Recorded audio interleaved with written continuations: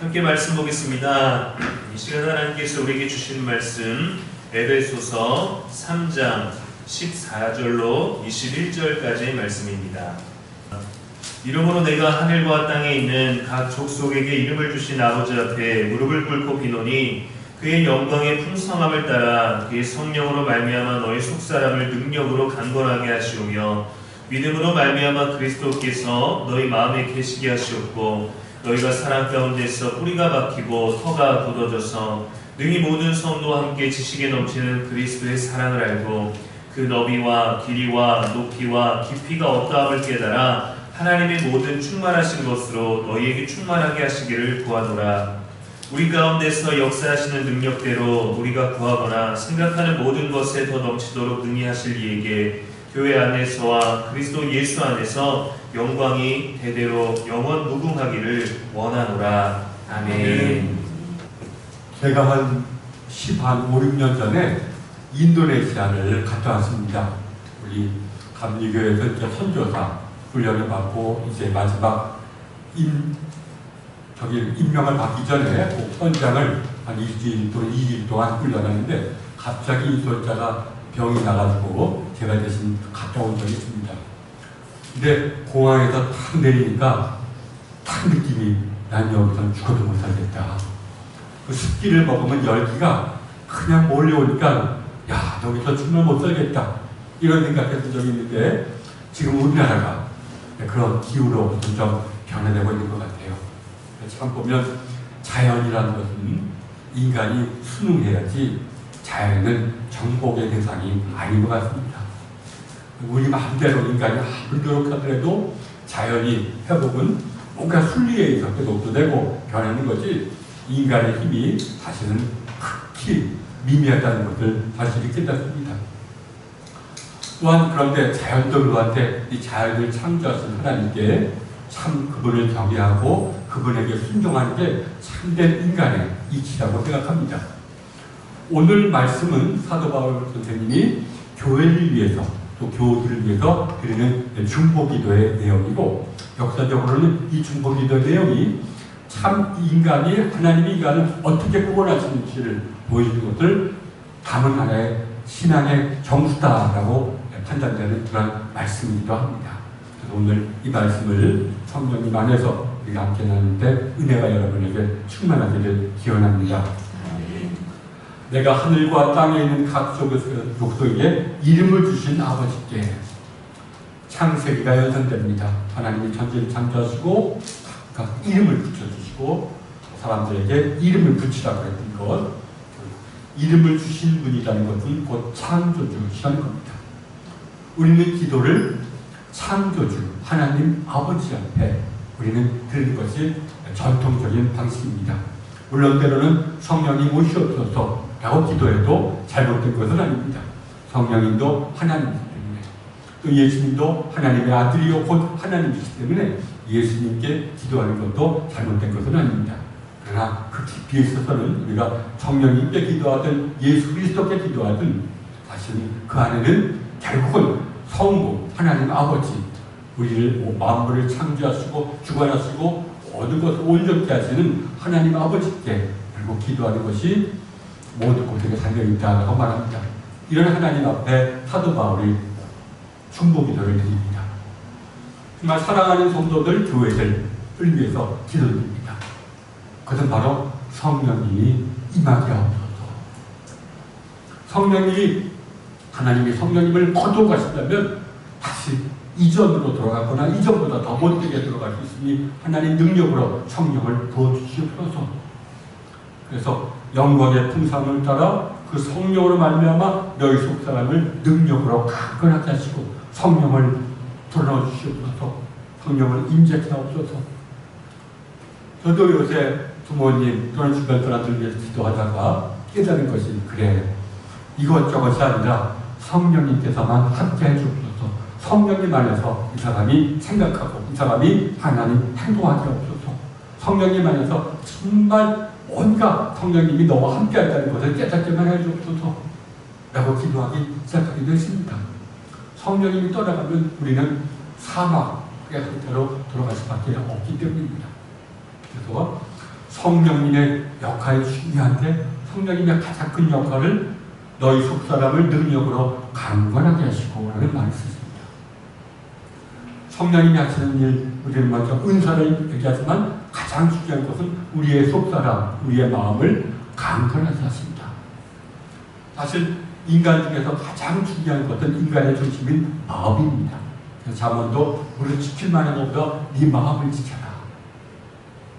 그래서 이 마음을 강건하게 하시고 마음을 새롭게 하시는 분이 성령님이라는 것을 얘기해 줍니다.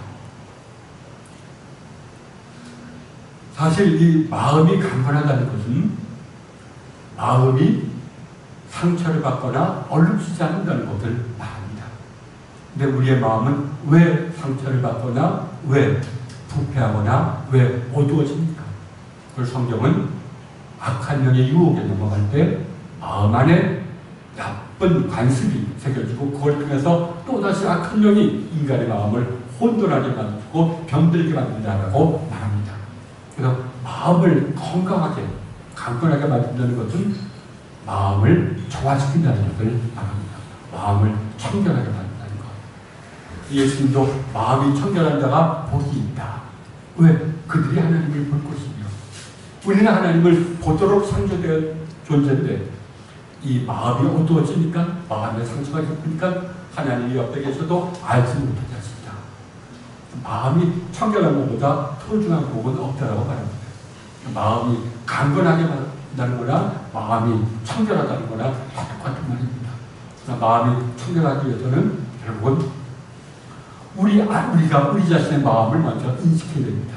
우리의 마음을 어둡게 만들고 황폐하게 만든 것은 바로 우리가 아닙니다. 어떤 사람이 아닙니다. 뭔가 악한 영이 어떤 악한 생각을 불러넣어주고 그것에 우리가 휘둘릴 때 우리 안에 악한 습성이 생겨서 우리 마음이 건강하지 못하고 우리의 마음이 병들고 우리의 마음이 청결하지 못하게 되는 겁니다. 결국 악한 생각을 내어쫓는 것, 악한 생각이 물러가도록 하는 것, 이것이 성령님이 하시는 가장 큰 사역이라고들 말합니다. 그래서 이 고대의 영성을 책임졌던 영성의 어떤 권위자들은 바로 이렇게 성령님만큼 중요한 것이 없다. 성령님을 느끼는 것만큼 중요한 게 없다. 성령님을 느껴서 성령님이 하시는 대로만 우리가 따라하면 우리의 마음은 다시 회복될 수 있다고 말합니다. 성령님은 어떤 일을 하시는가? 먼저 빛으로서 우리의 마음을 보게 하십니다. 깨닫게 하십니다. 아, 내가 이렇구나. 내게 이런 것이 다가오는구나. 이걸 깨닫게 하시는 분이 성령님이시다는 겁니다. 우리가 이럴 때 우리에게 나타나는 현상이 통회하는 거죠. 사도 바울도 그랬죠. 선을 행하기 원하는 나에게 악이 함께 있습니다. 이걸 바라보게 하시는 분이 성령님이시다. 성령님이 없으면 우리는 내가 유혹에 넘어가는지도 모르고 이것이 잘못되는 일도 모르고 내 욕심만 채우기에 급급합니다. 자신을 바라보게 하면서 뉘우치기뿐만 아니라 내가 이런 유혹에 넘어가고 있구나. 시시때때로 이런 생각이 나를 사로잡아 들리려고 하는구나. 그것을 깨닫게 해주시는 분이 성령님이시라는 겁니다. 이거는 아주 중요한 것입니다. 그래서 이럴 때 우리가 참회의 눈물을 흘리면서 이런 것이 깊어지면 우리에게 선한 생각, 예수님의 말씀이 떠오르거나 선한 생각이 떠올라요. 그런 생각을 주시는 분도 성령님이시는 겁니다. 그래서 성령님은 우리 안에서 빛을 비춰주시고 그리고 우리를 인도해 주신다. 손으로. 이런 성령님을 따를 때 우리가 우리의 마음을 어둡게 만드는 악한 영과 싸우는 선한 싸움을 싸우게 된다는 것입니다. 그런 것 중에서 우리의 마음이 강건해지고 회복되고 청결할 때 우리의 마음속에 이미 우리와 함께 하시는 하나님의 사랑을 조금씩 느끼게 된다는 겁니다. 그러니까 이것보다 소중한 것은 없는 겁니다. 성령님이 빛을 비춰주자면 어떻게 될까? 성령님이 우리에게 선한 말씀을, 선한 생각을 불어주자면 우리는 어떻게 될까? 여러분, 인간은 나약합니다. 인간은 어떤 생각이 없으면 행동도 못합니다. 그 생각을 따를 뿐입니다. 그냥 우리가 악한 생각만 따랐던 내가 그것을 바라보고 뉘우쳤더니 선한 생각을 주시더라. 이런 것이 거듭껏 일어날 때 우리 안에 있는 악습이 사라지고 우리 안에 선한 습관이 생겨납니다. 이런 선한 습관이 성령님의 진지가 돼서 성령님이 더 우리 안에 충만했을 때 우리의 마음속에 참된 평강을 얻을 때가 있게 되는 것입니다. 성령님이 참 소중합니다. 그래서 먼저 사도 바울은 교회와 성도들에게 성령님께서 하나님의 능력으로 성령님께서 함께 하셔서 저들의 마음을 감동케 하여 주옵소서. 왜? 이게 중심입니다. 이것 흔들리면 아무것도 되지 않죠. 그리고 또 기도하시기를 뭐라고 말하면 믿음으로 말미암아 그리스도께서 너의 마음에 계시게 없고 너희가 사람 가운데서 뿌리가 박히고 터가 굳어져서 라고 합니다. 그리스도가 우리의 마음에 계시게 하는 것. 그건 달리 말하면 그리스도와 교제하게 하는 것. 우리가 주님은 십자가에 달린 주님은 부활하셨다고 말합니다. 부활하셨다면 살아계시다는 것을 말하고 오늘도 우리와 함께 하신다는 것을 얘기합니다. 부활하셔서 오늘도 우리와 함께 하시는 주님의 사랑에 눈을 뜨게 해주는 것.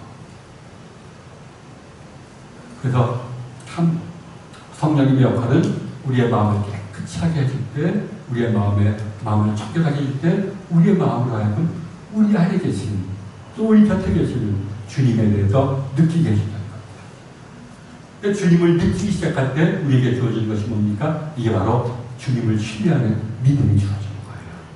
그러니까 참된 내가 하나님을 신뢰하는 믿음은 하나님을 만나지 않고는 우리가 하나님을 신뢰할 수가 없습니다. 주님을 만나지 않고는 주님을 온전히 신뢰할 수는 없습니다. 그러니까 믿음이라는 것이 굉장히 소중한 겁니다. 믿음은 우리가 기다리고 간구하는 것이 우리가 이미 가지고 있는 것은 아닙니다. 우리의 믿음을 향해서 나아갈 뿐이죠. 내 마음이 하나님을 신뢰하게 되기를, 내 마음이 그리스도를 신뢰하게 되기를. 달리 말하면 뭡니까? 내가 주님을 만나기를 원합니다. 그런 뜻입니다. 주님을 처음 만날 때, 멀리서 가까이서 만날 때 우리 마음속에 신뢰하는 마음이 주어집니다. 근데 주님을 신뢰한다는 믿음은 내가 이런 믿음이 있는지 없는지 보통들한테는 잘 모릅니다. 열매를 보아서만 압니다. 그 믿음의 열매가 뭡니까? 사랑입니다. 주님이 사랑이시기 때문에 주님을 만난 곳에 사랑이 뿌리를 내리기 시작합니다. 사랑이 털을 잡기 시작합니다. 또 우리가 정말 성령님의 인도하심 속에서 참여하고 선한 생각을 따르고 이것을 우리가 회개라고 말하면 회개의 삶을 살 때 갑자기 마음이 뜨거워지거나 마음의 사랑이 충만해지는 것. 이건 바로 웨슬리라든지 교부들에 의하면 이게 바로 주님을 만났다는 증거입니다. 주님이 우리를 만나 주셨고 주님이 우리의 마음속에 털을 잡으셨다는 증거라는 것입니다. 사랑보다 소중한 것은 없어요. 왜? 사랑은 내가 주님과 내가 이제 교제하고 있다는 증거요. 내가 이제 그리스도와 교제하고 있다는 것은 내가 이제 하나님의 자녀라는 증거이기 때문에 이거보다 소중한 게 어디 있습니까? 예수님이 이 땅에 오신 것은 우리가 하나님의 자녀 되도록 부르기 위해서 오신 것이지 뭐 우리로 하여금 부자 되게 하기 위해서 세상 부귀영화를 우리에게 누리기 위해서 하신 것은 아니기 때문에 하지만 가장 소중한 것이 뭡니까? 사랑을 체험하는 자만큼 행복한 자가 없다는 것이 사도 바울의 확신입니다. 그래서 고린도전서에서도 사랑을 얼마나 찬미합니까? 모든 것 중에 모든 은사 중에서 가장 소중한 것이 사랑이다라고 말하지 않습니다. 그러니까 사랑은 다시 말하면 우리가 노력한다고 우리가 우리 몸에 길을 들 수 있는 것이 아닙니다. 주님이 우리를 만날 때, 주님이 우리의 마음을 새롭게 할 때 나타나는 변화가 바로 아가페, 사랑인 것입니다. 사실 이 사랑은 사실 모든 종교의 사실 지향점입니다. 모든 종교, 참된 종교라면 사람이 사람 되는 것을 위해서 종교가 존재한다고 말합니다. 인간의 어떤 주변 환경을 변화시키려는 것은 주술 또는 마술인 반면에 참된 종교는 인간의 마음을, 인간의 삶을 변화시킵니다. 어떻게? 사랑으로, 충만한 삶으로 변화시키는데 모든 종교의 목적이 있다고 말합니다. 이것만큼 소중한 것이 없습니다. 우리가 사도 바울 선생님 말에 의하면 우리에게 가장 소중한 선물이 뭡니까? 믿음과 사랑하는 마음이 주어지기를 바라는 것입니다. 사실 여러분, 공자도 유교도 뭘 강조합니까? 예를 강조합니다. 사람이 사람 되는 것이 유교의 목적입니다. 예라는 게 뭡니까? 그것은 바로 상대를, 남을 존중해주는 것을 예라고 말합니다. 이것이 어떤 형식만 않고 이런 본래 정신을 설파할 때 유교가 사람들로부터 많은 비난을 받기도 했죠. 그러나 본래 정신은 유교에서는 예, 사람을 존중해주는 것, 사람을 배려해주는 모든 행위가 우리 유교의 가르침이다라고 말합니다. 또 불교의 기본적인 것도 뭡니까? 자비로운 것, 불쌍히 여기는 것, 이것이 사람들의 증거다라고 말합니다. 기독교도 아가페라고 말하죠. 자기를 희생해서라도 남의 행복을 위해 사는 것, 이게 아가페입니다. 강조점은 다르지만 결국 모든 종교가 가르치는 지향점은 똑같습니다. 인간이 인간 된다는 건 뭡니까? 인간이 남의 행복을 위해 살 때, 인간이 다른 사람을 위해 살 때, 남의 행복을 위해 살 때 비로소 인간이 된다라고 말하면서는 똑같습니다.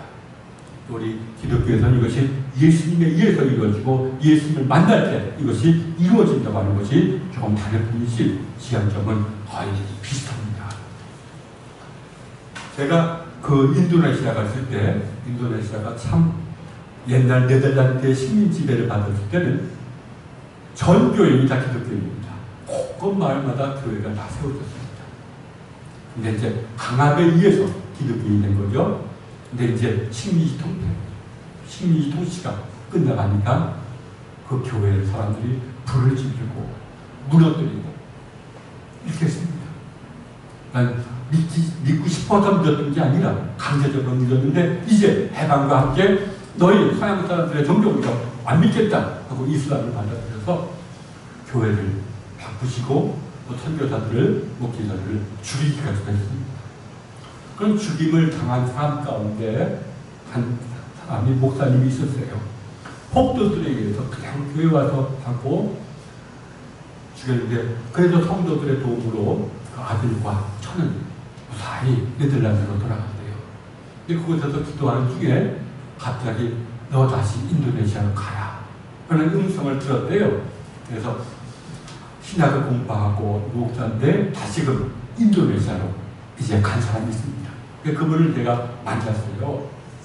거기서 이제 만났는데 참 내가 생각해도 쉽지가 않죠. 자기 아버지가 그래도 이 땅을 위해서 복음을 전파하고 가난한 사람들 위해서 했는데 돌아온 것은 아버지를 죽이는 것을 내가 목격했는데 다시금 그 땅으로 돌아오기가 쉽지 않죠.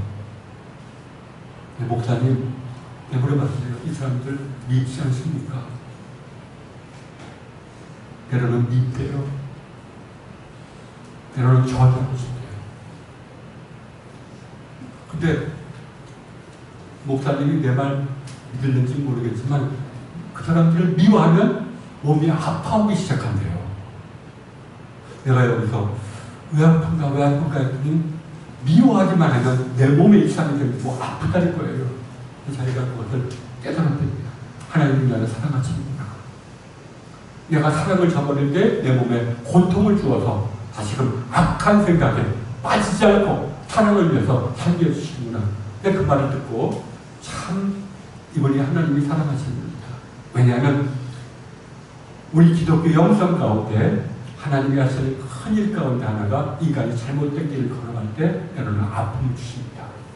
영성 가운데 인간이 누군가를 미워할 때 거기에 넘어간다는 것은 하나님이 개입을 안 하신다는 것이죠. 근데 누굴 미워할 때 그에게 아픔을 주시거나 병을 주시는 것은 하나님의 크신 사역으로 사랑하는 증거라고 영성 신학에서는 말합니다.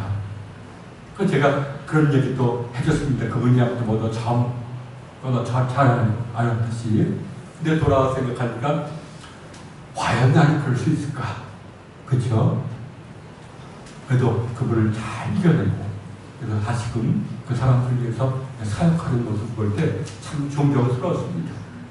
사람은 자기 마음대로 되는 게 아닙니다. 주님과 만남이 있을 때 내게 비로소 아가페, 남을 위해 살고 남의 행복을 위해 살고 남을 위해 남의 행복을 위해서 때로는 내 행복을 희생할 줄도 아는 것은 이것은 성령님이 내 안에 계시지 않고 또 주님을 만나지 않으면 절대로 일어날 수 없는 일이라고 성경은 말합니다. 맞습니다. 성령님이 우리의 주님의 사랑에 눈을 뜨게 해주지 않으면 진정한 이런 사랑은 일어나지가 않습니다. 바로 사도 바울이 원하는 것은 바로 그겁니다. 주님 이 사람 안에 성령님께서 이 사람을 깨우치게 하시고 그 길을 걷게 하셔서 주님의 믿음을 주시고 믿음이 알면 사랑을 주옵소서. 이것보다 소중한 것은 없습니다. 사랑보다 소중한 것은 없습니다. 여러분 제가 요즘에 죽음에 대해서 관심을 갖고 책을 읽고 하는 중에 사람들도 만나고 우리나라에서도 임사체험자들 죽었다가 다시금 소생해서 그 잠깐의 기간을 동안에 체험했던 것을 얘기하는 사람들이 점점 늘어나고 의사들이 그들의 증언을 취합해서 거기서 뭔가 단서를 얻고 공통점을 얻어내가는 것이 있습니다. 물론 미국과 유럽에서 이것이 벌써 50년 전부터 이루어서 축적된 자료들이 굉장히 많습니다. 물론 모든 의사와 과학자들이 죽음 이후의 세계를 인정하는 건 아니지만 그래도 인정하는 사람들이 점점 생겨서 그런 죽었다가 다시금 심폐, 소생술이나 그 어떤 거에서 소생한 사람들이 사후세계를 체험하고 돌아왔을 때 공통점이 뭐냐면 한결같이 거듭났다는 겁니다. 그리고 그들에게 가장 중요한 가치가 뭐냐? 사랑이라는 겁니다. 내가 이 땅에 살면서 사랑을 위해 살지 못했던 것만큼 후회된 것이 없고 그래서 이 땅에서 내가 말하는 것이 사랑하라, 용서하라 이런 전도사가 되었고 그들의 삶도 실제로 변했다는 겁니다. 제가 보기에 그들은 하나님의 은혜를 받은 사람들입니다. 인간이 자기 힘으로 할 수 없을 때 뭔가 하나님이 홀로 그들에게 뭔가 하나님의 신비를 보여주고 그것을 깨우쳐주고 다시 이 땅으로 돌려보낸 하나님의 은혜를 받은 사람들인 것 같습니다. 그래서 근데 그런 분들이 물론 기독교인도 아니고 종교인도 아니지만 과학자, 의사들 가운데서 이런 분들이 연구에 의하면 사후세계가 존재한다. 그 심판도 존재한다.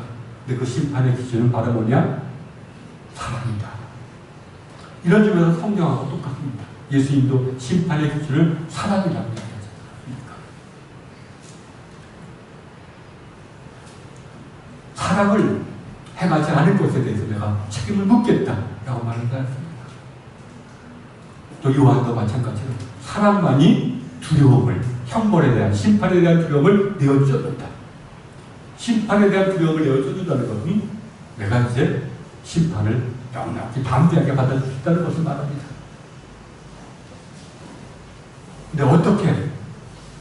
그냥 그들은 우리 기존 종교에서 말하는 천국과 지옥을 그대로 말하는 것이 아니라 이걸 과학적으로 풀었습니다.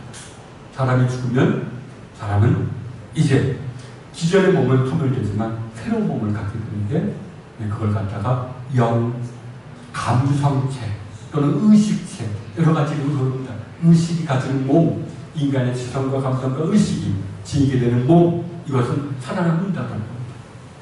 그러나 이런 몸은 몸이기 때문에 에너지하고 파동을 가지고 있다는 겁니다. 존재한다는 겁니다. 죽으면 우리에게는 이런 에너지와 파동을 가지고 있는 몸들이 살아나는데 그때 파동이 비슷한 사람, 존재끼리 만난다는 겁니다. 그 파동은 뭐에 의해서 결정되느냐? 바로 내가 이 땅에 살면서 사랑을 얼만큼 많이 했고 사랑을 내 마음속에 심었는지에 따라서 죽은 후에 내 몸에 있는 파동이 달라진다. 그러니까 죽음 후에는 사랑을 많이 실천한 사람은 사랑을 많이 실천한 사람의 에너지가 만나고 파동과 만나게 된다는 거예요. 그러니까 이것이 바로 천국이 아니겠느냐. 그럼 지옥은 뭐냐? 자기하고 파동이 똑같은 사람끼리 만나는 거. 악한 마음 가지고 살았던 사람들은 결국은 비슷한 파동을 가진 사람들과 만나고 악한 사람이 만나는 것은 악한 사람들이고 거기에 덧붙여서 악한 놈과 만날 수밖에 없습니다. 그게 바로 지옥이 아닌 겁니다. 그들의 진리는 결국 진리는 유유상종이다. 죽으면 이제 비슷한 사람끼리 만난다. 내가 악하게 살았으면 악한 사람끼리 만난다. 그게 지옥이 아닌 겁니다. 선하게 산 사람은 선한 사람의 영혼과 만난다. 사랑을 하는 사람은 사랑에 충만한 사람과 만나고, 그것이 천국이 아니고 뭐겠느냐. 사랑이 있는 곳에 행복이 있는데 그 반대의 길 속에서 산다는 것이 지옥이 아니냐라고 말합니다. 어쨌든 이런 사랑만큼 소중한 것이 없다는 겁니다. 근데 거꾸로 말하면 이 사랑은 우리가 노력한다고 우리가 얻을 수 있는 것이 아닙니다. 하나님 우리에게 베풀어 주셔야지, 하나님 우리를 만나 주셔야지 우리가 비로소 사랑을 할 수가 있는 것입니다. 그래서 이런 사랑을 우리가 얻기 위해서는 주님이 계신 곳으로 나아가야 됩니다. 주님이 우리를 만나주시면 그래도 조금이나마 주님이 계신 곳으로 나아가야 됩니다. 그 주님이 계신 곳이 어디입니까? 바로 주님은 모든 것 안에, 정말 존재하는 모든 것 안에 계십니다. 그럼 뭐가 정말 존재합니까? 구약과 영성가들을 이렇게 말합니다. 지금 이 순간. 과거는 없습니다. 미래도 없습니다. 존재하는 것은 지금 이 순간. 우리가 지금 이 순간에 머물 수 있다면 하나님을 만나게 된다는 겁니다. 근데 지금 이 순간에 대부분의 사람들이 못 머뭅니다. 어디 머뭅니까? 과거.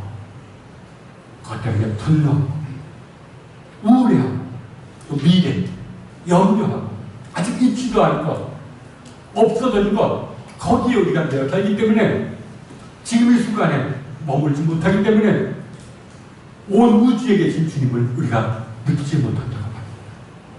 지금 이 순간에 머물 때 우리에게 사랑의 마음이 느껴지고 사랑의 감정이 자라지는 것은 바로 주님을 만났다는 증거라고 합니다. 그런데 우리가 왜 지금 이 순간을 살면서도 지금 이 순간에 머물지 못합니까? 영성가들은 말합니다. 우리를 하여 과거나 미래로 우리를 이끌고 다니는 어떤 힘이 있다는 겁니다. 지금 이 순간에 머물지 못하게 하고 우리를 과거로 데리고 다니고 미래로 데리고 다니는 그 어떤 힘이 있다는 겁니다. 바로 그것은 악한 생각이라고 말합니다. 지금 이 순간을 사는데 지금 이 순간에 내가 최선을 다해야 되는데 자꾸만 과거나 미래로 데리고 다니고, 이걸 악한 영의 유혹이라고 하고 그것이 바로 로기스모이라고 말합니다. 이것이 바로 우리 안에 있는 어떤 집착, 그 어떤 세상에 있는 것에 대한 어떤 집착하는 우리의 마음을 통해서 자꾸만 무언가가 우리를 과거나 미래로 이끌고 다니기 때문에 지금 이 순간에 집착하게, 지금 이 순간에 머물지 못하게 하는 겁니다. 그래서 이러한 것이 우리의 인간이 하나님이 주신 축복을 악한 영이 가리우는 것을 알지도 못하고 있는 것이 인간의 비극이라고 말합니다. 이를 위해서 우리가 해야 될 것은 뭡니까? 지금 이 순간에 머물 수 있도록 악한 생각과 싸우는 것, 찬송가와 성경의 말 선한 싸움 싸우는 겁니다. 그래서 이것을 위해서 성경이 제시해준 답변은 코이노니아라는 겁니다. 코이노니아, 친교, 또 나눔. 대표적인 것이 기도죠. 하나님과 자꾸만 모든 것을 나누는 사람. 이것이 자꾸만 악한 영의 유혹을 이기면서 지금 이 순간에 머물게 한다. 기도 속에서 내가 지금 이 순간에 머물면 시간 가는 줄 모릅니다. 마음에 평강하고 사랑이 들어오는 이유도 바로 이러한 이치라는 겁니다. 사도 바울이 마지막으로 이렇게 기도하죠. 우리 가운데서 역사하시는 능력대로 우리가 구하거나 생각하는 것에 더 은혜를 내려주시기를 바랍니다. 그래서 중요한 것이 나옵니다. 기도는 은혜의 토대에 위해서 기도하는 겁니다. 내 울분을 토해내지 않습니다. 그래서 하나님의 은혜에 응답하는 것이 기도입니다. 하나님이 내 마음을 감동시켜줄 때 나오는 것이 기도입니다. 하나님 내 마음을 뜨겁게 해주거나 내 마음을 깨닫게 해줄 때 비로소 나오는 것이 기도라는 겁니다. 이런 의미에서 우리가 그래서 기독교 전통은 성경 묵상 없이 기도하지 말라고 말합니다. 성경을 묵상하는 가운데 마음이 뜨거워질 때 나오는 것이 참된 기도라고 말하고, 루터는 그래서 성경 없이 그냥 기도하는 것은 무례한 기도다. 하나님 말하지 말고 나만 말할게요 라고 말하는 것과 똑같은 거다. 교회 스님은 우리가 기도할 시간 없더라도 성경 묵상을 해라. 성경 묵상을 하면 자연적으로 기도가 나온다라고도 가르칩니다. 바로 이러한 바울의 가르침에 의지한 것이죠. 이러한 기도가 악한 우리와 악한 일과 싸우게 하면서 지금 이 순간에 머물게 될 때 사도 바울이 우리를 위해서 기도한 것이 우리에게 실제가 될 수가 있습니다. 성령님을 느끼고 또 이 성령님 안에서 참된 사랑을 느낄 때 그때는 내가 두려움이 사라집니다. 내가 이게 하나님의 자녀라는 것을 내 내적으로 확신하게 되는 거죠. 또 이런 것이 충만해질 때 교회가 이렇게 충만해질 때 교회를 통해서 세상에 하나님의 사랑을 전파하는 것이 사도 바울의 가르침입니다. 교회에서 가장 중요한 건 뭡니까? 다른 어떤 게 아닙니다. 바로 믿음과 사랑이 드러나도록 하는 겁니다. 사랑이 드러날 때 그 교회가 생명이 됩니다. 자연적으로 그 사랑이 세상에 전파되는 겁니다. 그것이 바로 사도 바울이 우리들에게 말해주고 있는 것입니다. 아무쪼록 여러분이 기도와 또 그리고 정말 우리가 알게 모르게 어려운 사람, 보호하는 사람 외면하지 말고 나누는 삶을 실천할 때 교회 차원이든지 개인의 차원에서 그것이 이루어지다 보면 어느 순간에 악한 생각이 사라지고 선한 생각, 또 불안이 사라지고 평강, 또 미움이 사라지고 사랑의 마음이 움틀 때가 있습니다. 그때를 놓치지 마시기 바랍니다. 그 안에 머물 때 또 이런 사람들이 점점 많아질 때 교회가 천국을 보여주는 곳이 됩니다. 하나님의 사랑을 세상에 전파하는 것이 될 수가 있습니다. 아무쪼록 이런 선한 교회, 사도 바울이 기도했던 것이 이루어지는 교회와 여러분들을 주님의 이름으로 축원합니다.